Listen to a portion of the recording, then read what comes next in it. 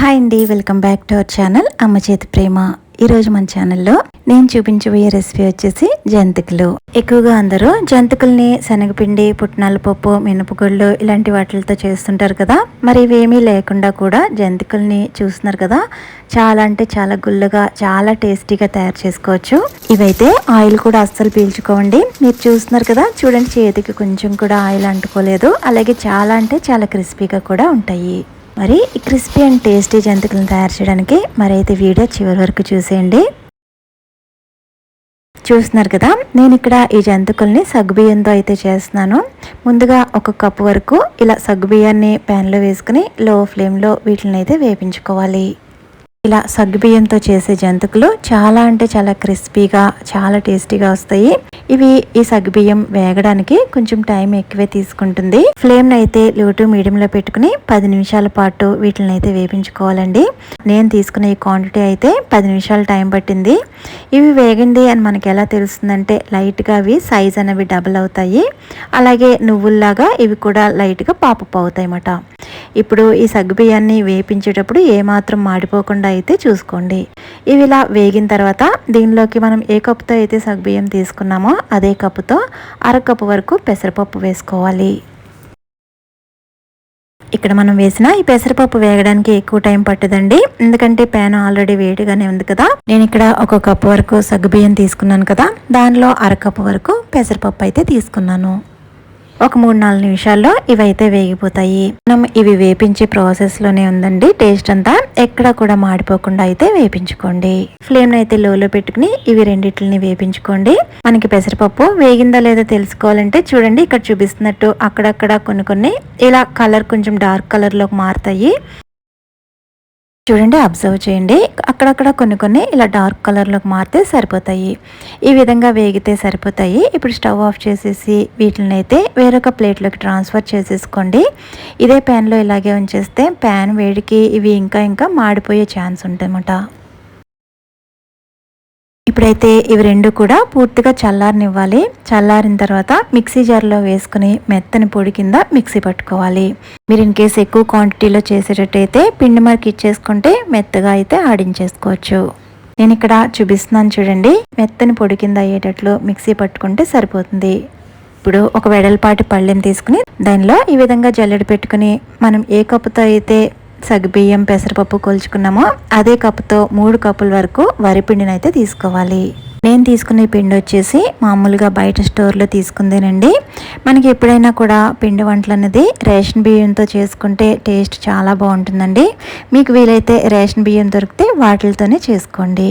ఇలా తీసుకున్న 3 కప్పుల ఈ బియ్య పిండిని అయితే ముందుగా అయితే జల్లించుకోవాలి.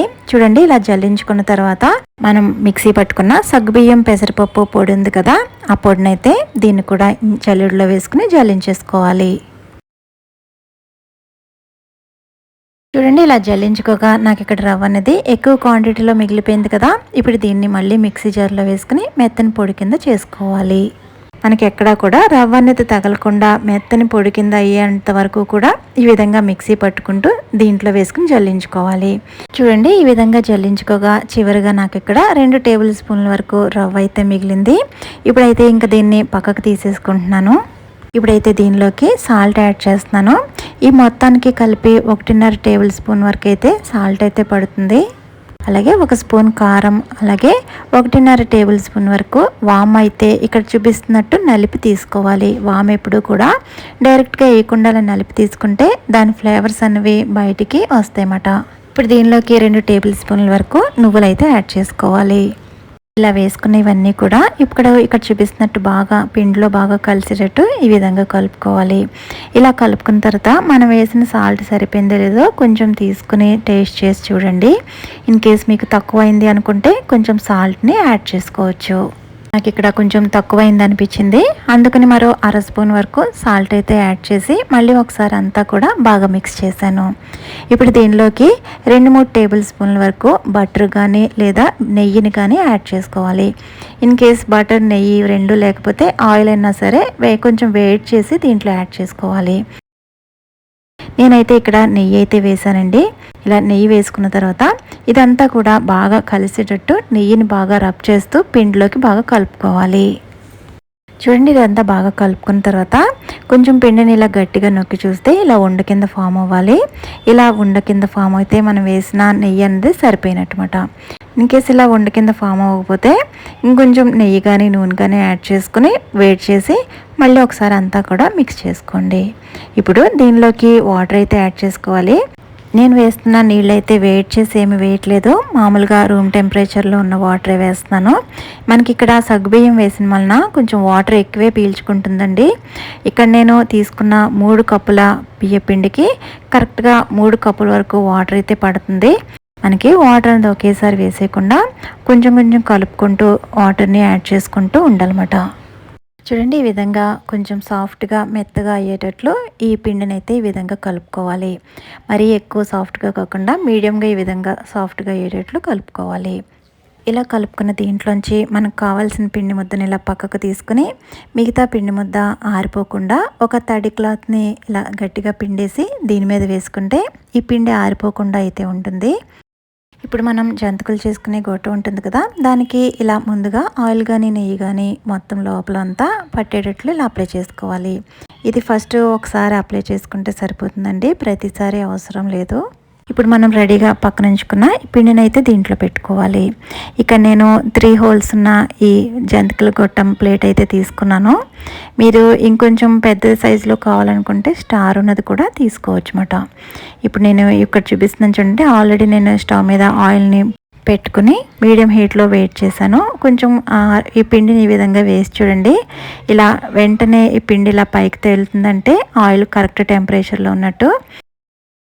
ఫ్లేమ్ని అయితే మీడియంలో పెట్టుకుని ఈ విధంగా జంతికలను అయితే ఈ విధంగా ఒత్తుకోవాలి. మనకి ఫ్లేమ్ని ఏమాత్రం స్లోలో పెట్టకూడదండి. ఇవి జంతికలు వేగినంతసేపు కూడా మీడియం హీట్లో అయితే వీటిని వేపించుకోవాలి. ఇక్కడ వస్తున్న ఈ నొరగలు పూర్తిగా తగ్గేంత వరకు ఏమాత్రం గరిట పెట్టకూడదండి. చూడండి ఇలా నొరగలు రావడం కొంచెం తగ్గిన తర్వాత ఇప్పుడు వీటిని నెమ్మదిగా కదుపుకుంటూ రెండో వైపుకి అయితే ఫ్లిప్ చేసుకోవాలి. రెండో వైపు వేగడానికి మనకి పెద్ద ఎక్కువ టైం పట్టదండి. ఒకవైపు పూర్తిగా వేగిన తర్వాత రెండో వైపు వేగడానికి 1 నిమిషం 2 నిమిషాల కంటే ఎక్కువ టైం పట్టదన్నమాట. ఇప్పుడు వీటిని ఈ విధంగా చక్కగా నురగలు పూర్తిగా రావడం ఆగిపోయాక ఇంకా వీటిని ఆయిల్ నుంచి తీసుకోవడమే. ఇదే విధంగా అన్నీ కూడా ఈ విధంగా మీడియం హీట్లో పెట్టుకుని చేసుకోవాలి. చాలా అంటే చాలా క్రిస్పీగా చాలా టేస్టీగా ఉండే ఈ జంతికలు మరి మీరు కూడా ట్రై చేస్తారు కదా. వీడియో నచ్చితే లైక్ చేసి సబ్స్క్రైబ్ చేసుకోవడం మర్చిపోవద్దు. Thank you for watching.